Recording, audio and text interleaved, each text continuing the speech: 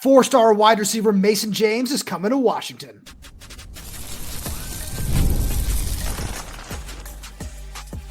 You are Locked On Huskies, your daily podcast on the Washington Huskies, part of the Locked On Podcast Network, your team every day. Welcome back into a special bonus edition of the Locked On Huskies podcast. I'm Roman Tomashoff.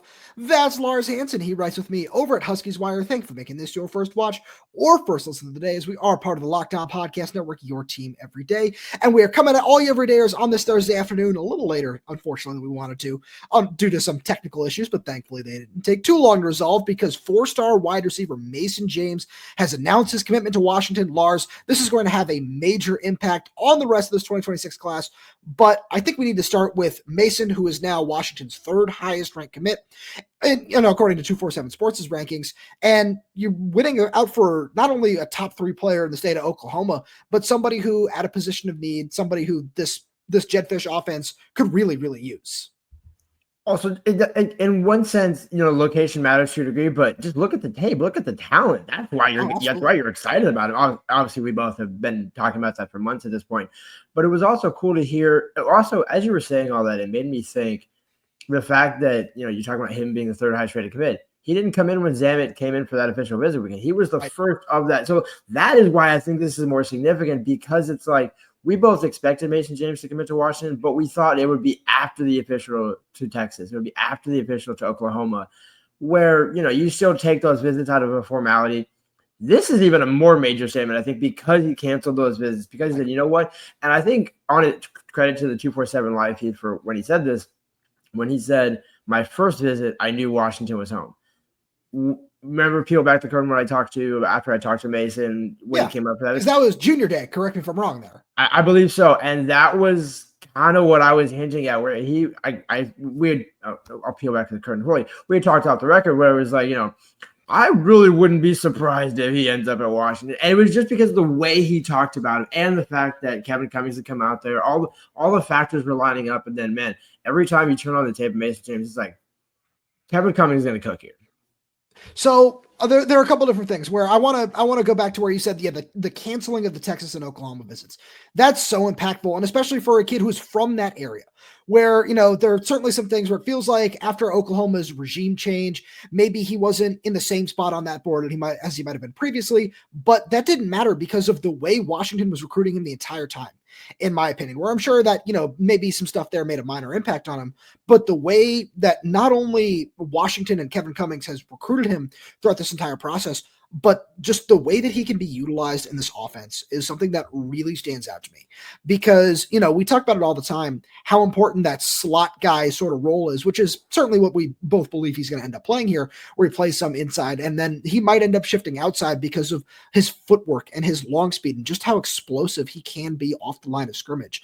Seeing all of those things and how well they play on tape, where, he had, I believe, over 1,200 yards and 13 touchdowns, something like that, during his junior season at Norman North High School, where all of that is so impactful, because he's one of those guys where, I feel like it's almost getting repetitive to a point, but this is what we've just seen from so many of these guys that Kevin Cummings has got to commit. He has the ability to play early if he wants to. Or not if he wants to, if he's able to just, win out and beat out a Marcus Harris or a Chris Lawson. I'm just throwing out those names because those are the guys who we've seen come in and be ready to compete this year.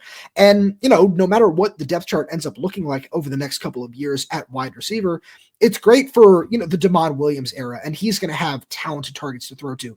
And then whoever ends up taking the reins after him, whether it be Dash Byerly, Treston Keating-McMillan, Derek Zamet, whoever might end up taking that over, it's Washington has done such a good job of putting talented pass catchers all over the field.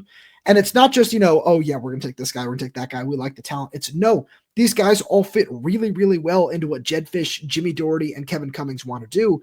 And I think we're going to really start seeing that pay off this year with the Chris Lawsons, the Raiden-Vines greats on top of Denzel Boston, Rasheed Williams, and everybody else.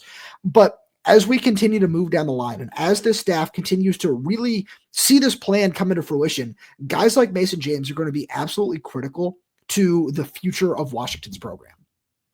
Exactly. You know, around that, it's removing excuses. That's what Jedd's doing. And when you recruit elite classes after elite classes, you don't have the ability to say, wait till I get my guys. Wait till this happens. We need one or two more guys here. Wasn't it your job? Like, I'm kind of laughing when coaches say, like, well, by the way, you never really hear coaches say that anymore. We need time. It's because everything's a now world, but that's also why it's important to build on it year after year, where, as you hit on, you had the 3 incoming freshmen, coming in spring ball, but you had a class of 5.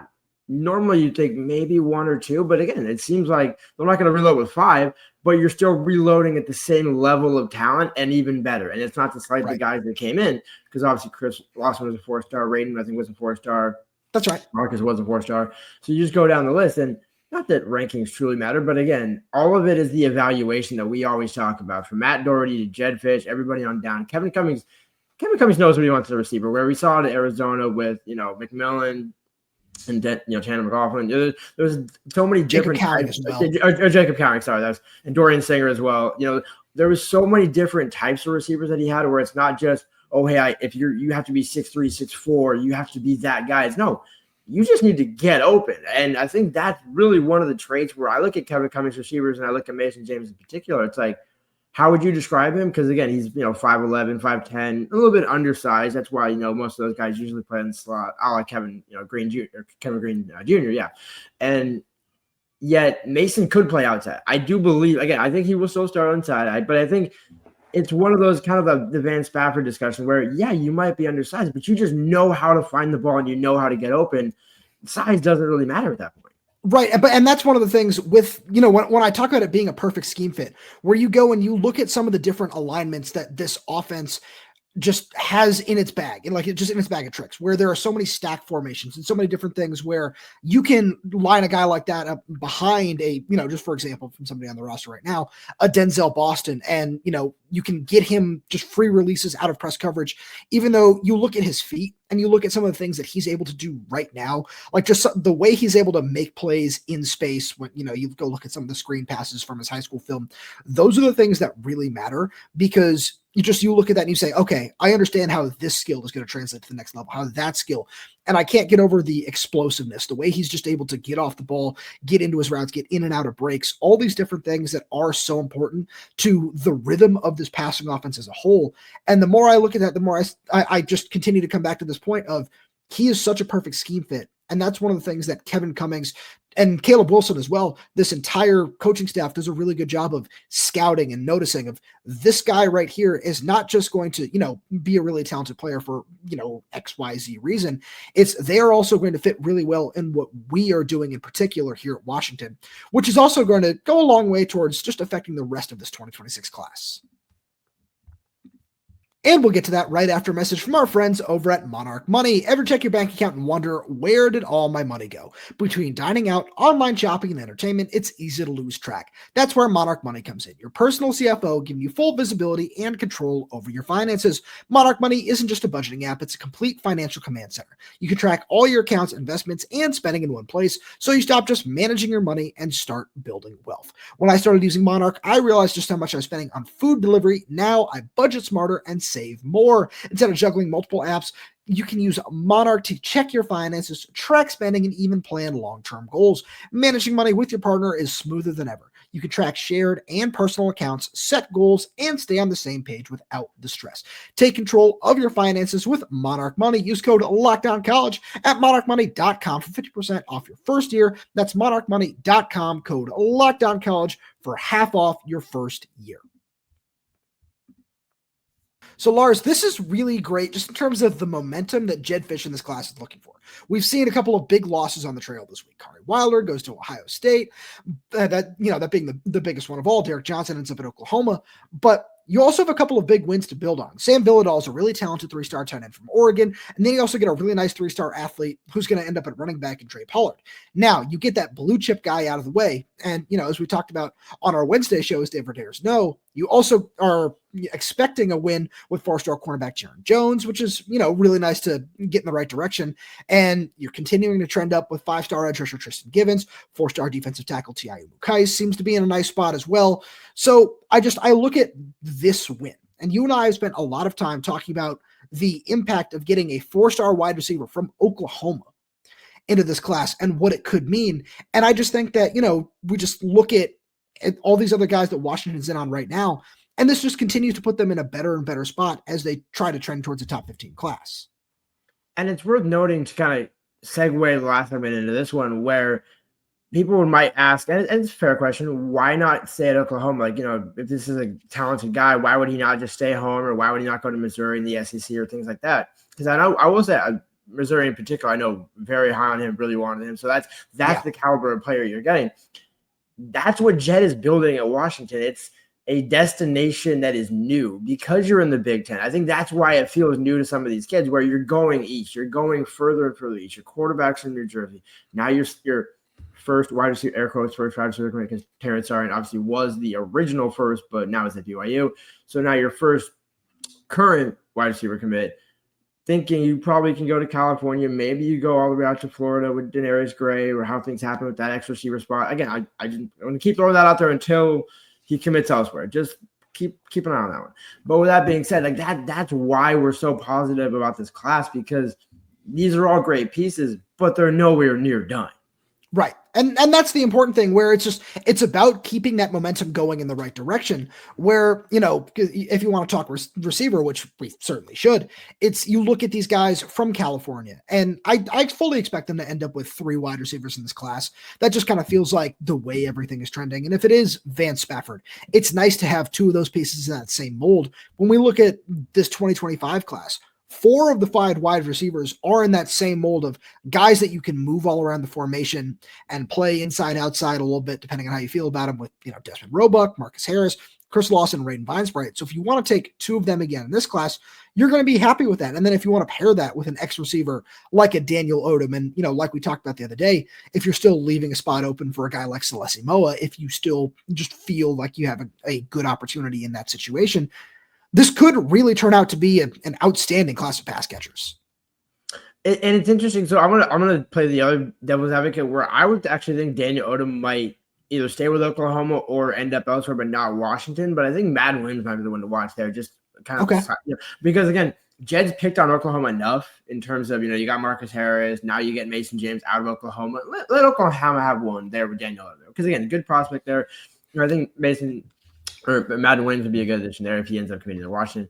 But yeah, you're just looking at that. And I think mentioning Vance Spafford is key here, because both of Mason James and Vance Spafford, you would think, would be one or the other. We've been adamant, and I still believe it's the case. You could take both. And I think if Vance wants to go to Washington, obviously, you mentioned that Miami visit will be pretty telling for him in terms of if he does go on that visit and then where things stand after that. If Vance goes there, so be it. Or if he sticks with Georgia, so be it. But I think that's what you're looking at. It's a very clear, like a top 5 board, top 4 board, and then the players sort them out, because we haven't really heard of new guys emerging at that position, where we've seen other guys kind of at other, offensive line, a handful of other positions, secondary more recently than others as well, emerge. Kevin Cummings clearly knows what he's looking for. Now it's just a matter of who closes and when, which again is kind of why we were a little bit surprised Mason James was the first out of that, quad 4. So when I look at that, I don't necessarily if I know I'm surprised by that angle of it, because this was something where this goes back to like January, February, where our good buddy Scott Eklund over at Dogman was very adamant. And, it's after some of these other guys we just talked about have committed already, but I don't think that mattered, because he was the number 1 player just on that board at wide receiver for a long time, because of everything that we've discussed with the scheme fit, just going down into that region of the country and pulling off a win you weren't able to last year. So, and like, it's not a flip, I get that, but going down into that region and saying, we wanted one of the best receivers from this region of the country, and we're going to go into Oklahoma and take somebody out of the Sooners' backyard. That's just really nice work by this entire recruiting staff in that angle as well, because that is something that really matters. Where, to talk about Tristian Givens for 30 seconds, like when you're trying to go get a kid out of Georgia, like it does help where it's, hey, yeah, we got a kid committed from New Jersey. Now we've got one committed from Oklahoma as well. And as you continue to try to, expand and sell these national recruits on coming to Washington, the more and more that you're able to continue to bring those guys in and sell that because you prioritize them for one reason or another, the better that's just going to look for the staff in the long run. Exactly. I mean, it's one of those situations where there's no net negative. Like, I don't see any reason, because again, you might think, well, hey, the further away you go, it's harder to keep some of those guys, but it's also confidence. And I think you and I both know Jedd's a confident guy. Where Absolutely. The fashionista that is Jedd Fisch, what he wears that man is confident. Okay, people like it or not, what he calls certain play calls. That's fine. The man's confident. He knows what to do, and I know he knows how to build it because we saw it in Arizona, and I think we're going to certainly see it in 2025 this coming fall. But when you talk about these guys down the road, the 26, the 27, 20, like Jedd is truly doing what we thought Kalen might. Build it at Washington. Do it here. You don't have to go to X school or Y school. Aside from the NFL, which is totally separate, do it at Washington. I think that's what Jedd is doing. He's going to Georgia to get, an official visit from Tristian Givens at the very least. Getting guys out of Florida, getting guys from New Jersey, his home state of New Jersey, where the Big Ten is a national brand. Washington, you see the purple and gold W. It is a national brand, but not in some people's eyes. And I think Jedd is trying to change that, but doing it the right way, authentically with relationships and not just throwing all these offers out and saying, hey, we just want to get as many guys as possible. I wonder which school that sounds like to you. I don't know. But, it's about targeting specific guys that perfectly fit what he wants in this offense and or defense. Absolutely. So last thing I want to say before we get out of here is I look at just what this class is right now. After this commitment, Washington is sitting at number 14 in the 247 Sports Composite ranking. So you are on the verge. And then, if you're able to pull in some of these local guys, David Schwerzel, Siale, and add them with some of the guys we just talked about, whoever you think might be next. I know Isaiah Tokyo is another name that, I'm keeping a very close eye on as well. Him, Kai Wesley, but I look at where this class is, and I think Washington is sitting in a really good spot where I'm sure that there are going to be some people that look at it and say, oh, well, this guy's a 3-star prospect. That guy's a 3-star prospect. That's not going to help the class rankings at the end of the day. I fully expect on top of some of these 4-star prospects that Washington, I would project for them to pull in over the next, let's just say months, because we don't know what some of these timelines look like.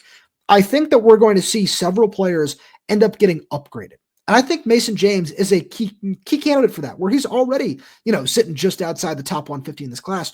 But he just has all the talent and the complete skill set to make his way, let's just say, into the top 150. Let's be fair and say he can move up 30-something spots over the next 6 months before signing day.